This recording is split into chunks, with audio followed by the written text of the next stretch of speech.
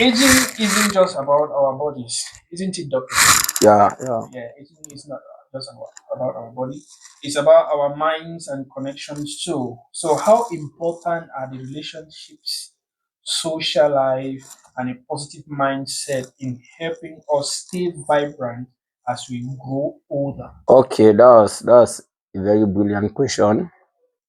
Aging, first of all, like some people always say, when it comes to aging, first of all, it's not about the external. Because if we are to look good from inside out, we are also to age from inside out. But there are some certain people that you realize that they have aged from outside in, That is true. physically looking at them. And one of the factors that has and is still promoting aging with people is stress. Stress being a factor. So we will still dive back to mindset. Okay. There are some certain information that people give you, you don't need to take it because it affects your mental health.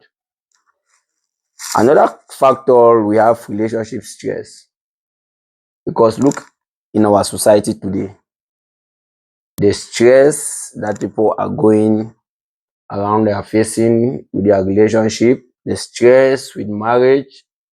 Because I met a counselor and he told me there are more divorced people than married people, and I was like, wow. So if people are more divorced than they are married, it shows that there's a lot going on. It's a serious There's issue. a serious issue. You understand?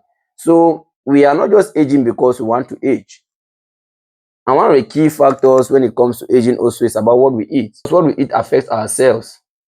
All right. What we eat affects ourselves. And a lot of us, we face a lot of challenges to undergo cleansing.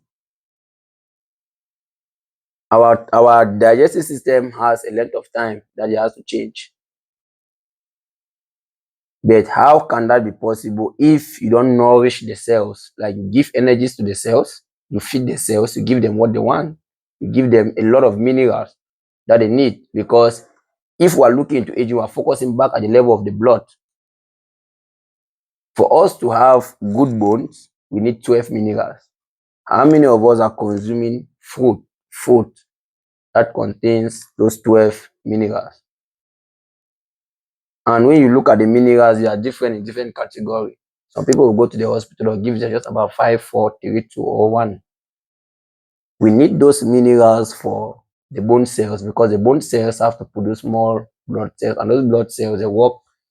A lot of people are suffering with anemia. When we say a lot of people are suffering with anemia, it's not mean like you are purely anemic, like an anemic patient. It's different. When we say you are suffering from anemia, it means that you lack a lot of minerals in your blood, which are needed for the production of more blood cells. Like iron, especially. Iron, magnesium, calcium, those things they are there in their numbers. And they are 12. Many people don't know that they need 12. There are 12 in numbers and 52 trace minerals.